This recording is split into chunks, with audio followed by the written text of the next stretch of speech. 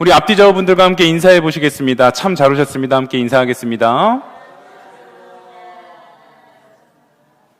네, 한 번 더 인사하실 때 오늘 복 많이 받읍시다. 함께 인사하겠습니다. 네, 오늘 이 시간 주님을 예배하시는 이신교회 모든 성도님들 가운데 주님께서 충만하게 부어주시는 복이 넘쳐나게 되시기를 간절히 소망합니다. 요즘 드라마나 영화에 단골 소재가 있지요. 바로 이 사회의 문제 중에 하나인 왕따 문제입니다.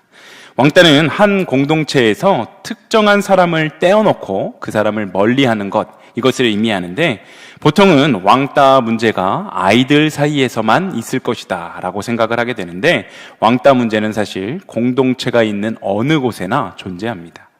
아이들이 다니는 학교에만 있는 것이 아니라 회사, 또 군대, 동호회 같은 곳에서도 왕따가 있는데 심지어는 교회 안에서도 이러한 현상을 발견하게 될 때 이러한 현실은 우리의 마음을 참 아프게 합니다. 우리는 자기와 다르게 말하거나 다르게 생각하거나 이렇게 행동하는 사람들을 보면 다르다라고 생각하기보다 틀렸다라고 생각합니다. 그래서 나와 다른 사람을 보면 저 사람은 나와 다르구나 라고 인정하기보다는 저 사람은 틀린 사람이야 라고 생각하게 됩니다. 공익광고 협의회에서 만든 포스터 하나가 있었습니다. 이 포스터 흰색, 살구색, 검은색 세 개의 크레파스 사진 위에 무엇이라고 쓰여 있는지 보이시나요? 모두 살색입니다 라고 되어 있습니다. 우리는 우리의 피부가 살구색이기 때문에 보통 살구색을 살색이다 라고 부르지만 백인에게는 살색은 흰색이고 흑인에게는 살색이 검은색이기 때문에 살구색을 살색이라고 부르는 것, 이것은 틀린 말입니다. 제가 요새 저희 아이들한테 물어보니까 저는 이제 이거 살색이네 라고 이렇게 얘기를 했는데 아이들은 살색이 아니라 살구색이다 라고 정확하게 요새는 배우는 것 같더라고요. 요즘 교육이 아주 좋아졌음을 제가 깨닫게 되었습니다. 이렇게 피부가 다른 사람이 존재한다는 것을 알면서도 우리가 살구색을 계속하여서 살색이다 라고 부르는 것은 어찌 보면 나와 다른 사람을 다르게 보지 않고 틀리게 보는 이러한 생각이 기저에 깔려있기 때문입니다.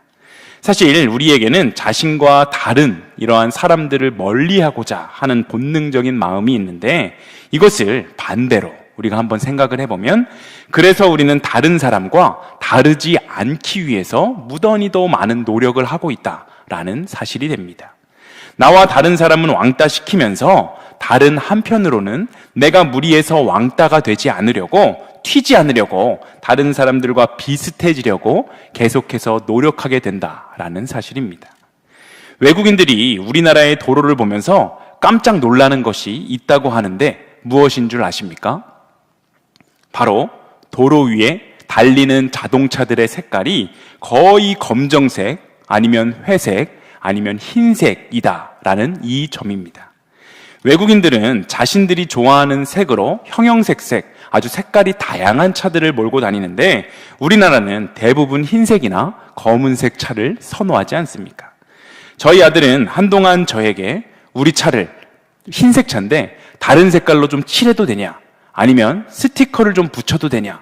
라고 이야기를 하면서 자신의 개성에 맞게 제 차를 꾸미려고 하는데 저는 제 차니까 그렇게 꾸미지 말고 나중에 너가 커서 너가 너의 차를 구매해서 마음껏 꾸미고 다녀라 라고 이야기를 해주었습니다. 어찌 보면 나중에 그랬더니 아이가 자기가 크게 되면 마음껏 자기가 알록달록 꾸미기도 하고 스티커도 붙이고 그러고 싶다라고 이야기를 하는데 아마 커보면 마음대로 꾸몄다가는 중고차 값이 뚝 떨어지는 그 현실 앞에서 제대로 자기가 원하는 대로 꾸밀 수 있을까라는 생각이 들곤 합니다. 한편으로는 떨어질 중고차 값 걱정을 안 하고 마음껏 자기 차를 꾸밀 수 있는 넉넉한 재정을 소유한 아이가 되기를 마음도 있습니다. 모난돌이 정을 맞는다라는 말이 있듯이 다른 사람과 다르면 뭔가 불안합니다. 그래서 사람들이 흔히 말하는 중간만 가자라는 말도 있지 않습니까?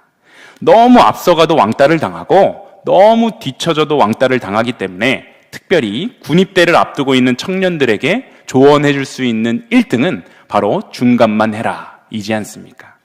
제가 군에 입대하기 전에도 제일 많이 들었던 말이고 요즘 군대에 가는 청년들에게도 이 조언은 여전히 유익합니다. 어떤 단체에서든지 중간에 있으면 많은 사람들 사이에 묻어갈 수 있기 때문에 중간만 가자라고 말을 하게 되는 것인데, 이것은 좋은 쪽으로든지 아니면 나쁜 쪽으로든지 간에 상관없이 튀어서 왕따가 되는 것이 두렵기 때문입니다. 하지만 하나님은 이와 다른 생각을 갖고 계십니다. 물론 하나님께서 사회 현상인 이 왕따 문제를 대수롭지 않게 생각하신다라는 뜻이 아니라, 하나님은 우리가 자발적으로 왕따가 되는 것을 응원하신다라는 말인데, 즉 세상 사람이 다 간다고 해서 그 길을 따라가는 것이 아니라 힘들고 어려워도 하나님께서 원하시는 그 길을 가는 사람, 바로 이런 사람을 하나님께서 원하신다라는 사실입니다. 성경에는 하나님께서 수많은 자발적인 왕따들을 통해서 이 세상을 이끌어 가셨던 사실을 우리가 찾아볼 수 있습니다. 하나님은 온 세상이 죄악으로 가득 차자 홍수를 통해 심판하시고자 하셨는데, 이때 하나님은 당신의 계획을 실행시키기 위해서 노아라는 사람을 선택하십니다. 그는 세상 사람들이 아무리 조롱하고 그를 미친 사람 취급을 했지만 그것에 흔들리지 않고 자발적으로 모든 사람을 왕따시키며 스스로 왕따를 자처하며 묵묵히 높은 산 위에 방주를 만들었고, 결국 노아와 그의 가족만 방주를 통해 구원에 이를 수 있었습니다.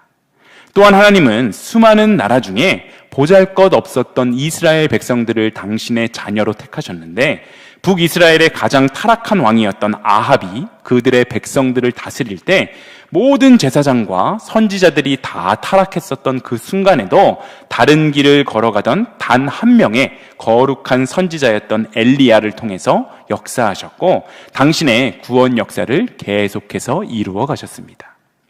이뿐만이 아닙니다. 이스라엘이 아수르와 바벨론에게 완전히 멸망당하게 되었을 때 하나님은 포로로 끌려갔던 그 백성들이 70년 후에 다시 돌아오게 하셔서 그들을 통해 구원 역사를 계속하여 진행해 가셨습니다.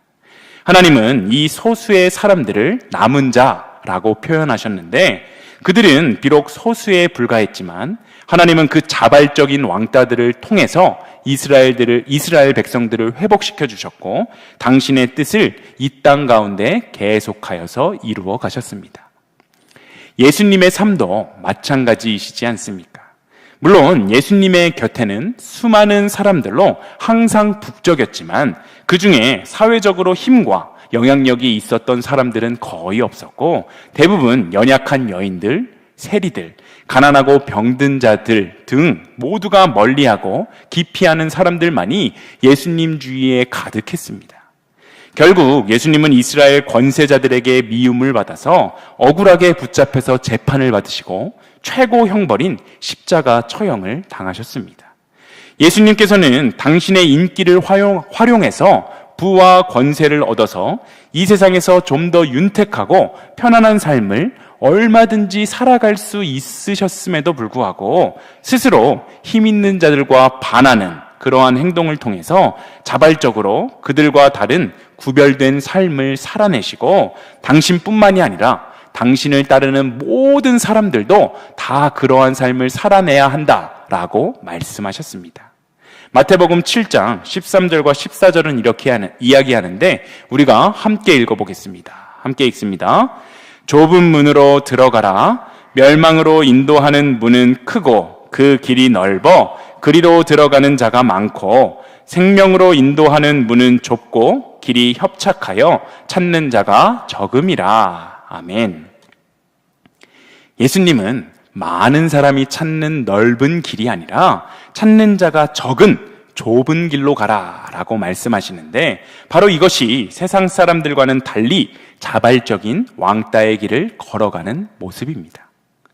하나님께서 이처럼 우리에게 이렇게 명령하시는 이유, 그 이유는 분명한데 그것은 우리가 이 세상 사람들과는 똑같은 삶을 살아내면 안 되는, 삶으로 우리의 다름과 거룩함을 증명해내야 하는 그리스도인, 바로 그리스도인이기 때문입니다. 이것은 절대 쉬운 일이 아니지만 다수의 사람들이 따르는 이 세상의 상식적인 삶의 방식을 따르는 것이 아니라 우리는 예수님의 복음의 방식을 따라 살아가야 합니다. 세상은 이 어려운 시대, 또 자신의 것을 악착같이 모으고 그것을 잘 굴리고 잘 불려서 자신의 노후와 미래를 위해 쓰는 것이 당연하다라고 이야기합니다. 하지만 우리는 이 어려움의 때에 나도 어렵지만 나보다 더 어려운 이들을 기억하며 그들을 위해 섬기고 나누기에 최선을 다하고 있습니다.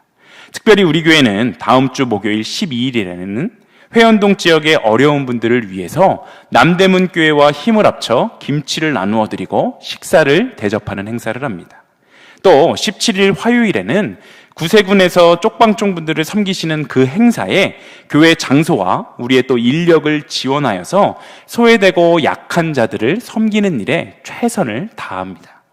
바로 이것이 세상의 상식에 반하는 남들이 다 상식이라고 생각하는 그 길이 아니라 하나님이 원하시고 기뻐하시는 길을 선택하는 거룩하고 구별된 모습이지 않습니까?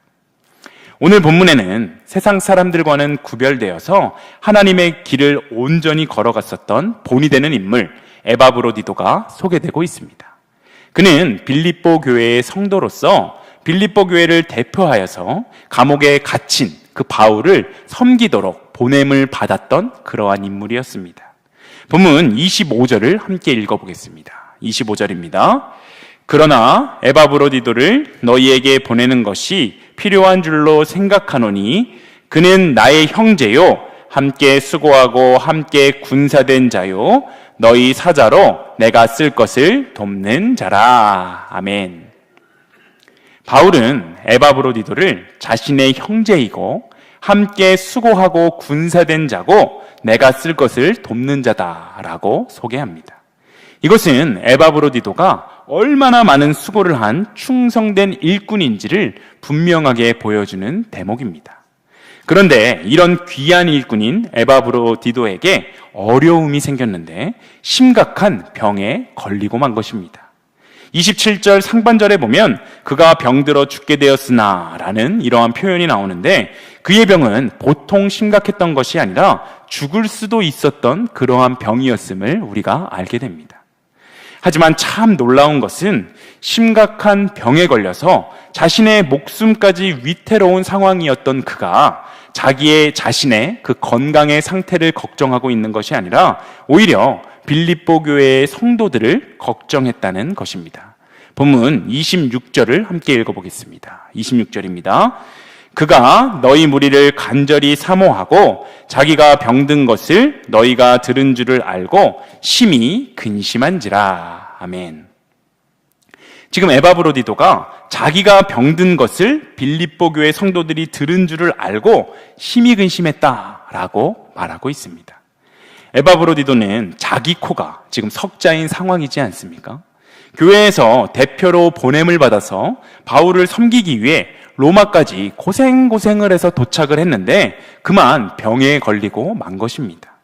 로마에 온 이유가 다른 사익, 자신이 어떤 사사로운 이익을 위해서 그 먼 로마까지 간 것이 아니라 오직 감옥에 갇힌 바울을 섬기기 위해서 간 것인데 그 결과로 죽을 병에 걸렸으니 일반적인 상식적으로 생각해보면 하나님을 원망할 법도 합니다.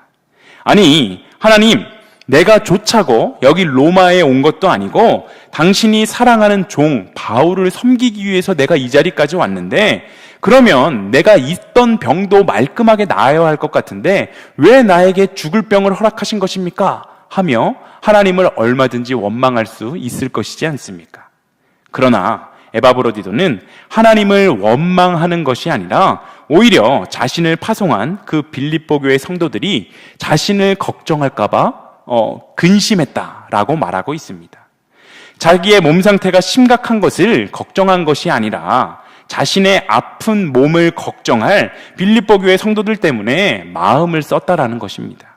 어떻게 자기가 죽어가고 있는 그 상황 속에서 다른 사람을 먼저 걱정할 수가 있었을까요? 사람이 아무리 착하고 아무리 충성스럽다고 할지라도 자기 목숨보다 중요한 것이 과연 어디 있겠습니까? 사실 목숨이 아니라 우리에게 작은 손해만 나더라도 그것을 참지 못하는 것이 바로 우리들의 일반적인 모습인데, 에바브로디도는 완전히 상식을 뛰어넘는 그러한 놀라운 삶을 살아내고 있는 것입니다. 이것은 그가 예수님을 닮은 세상 사람들과는 구별된 자발적인 왕따였기 때문에 가능한 일이었습니다. 바울은 지금 에바브로디도를 이야기하면서 머릿속으로는 그를 예수님과 연결시키고 있는데, 그 근거로 본문 30절은 이렇게 이야기합니다. 본문 30절을 함께 읽어보겠습니다. 함께 읽습니다. 그가 그리스도의 일을 위하여 죽기에 이르러도 자기 목숨을 돌보지 아니한 것은 나를 섬기는 너희의 일에 부족함을 채우려 함이니라. 아멘. 그가 그리스도의 일을 위하여 죽기에 이르러도 라고 말하고 있는데, 하나님의 그 뜻을 위해 목숨까지도 아끼지 않으셨던 바로 예수님의 모습을 떠올릴 수 있습니다.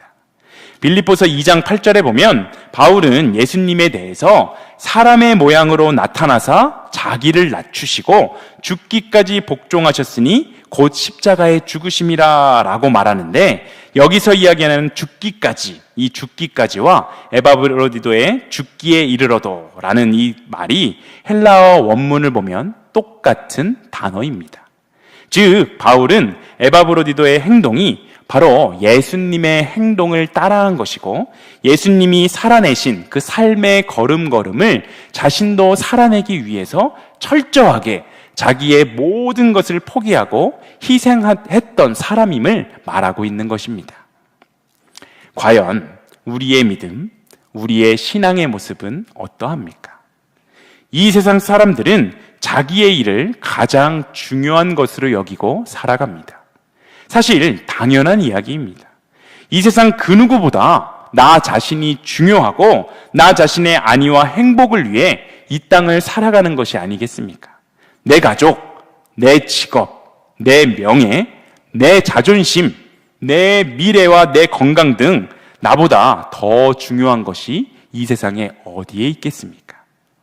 그런데 안타까운 것은 이러한 모습이 세상 사람들의 모습에서만 나타나는 것이 아니라 교회를 다니며 신앙생활을 하고 있는 우리들의 모습도 별반 다르지 않다라는 사실입니다.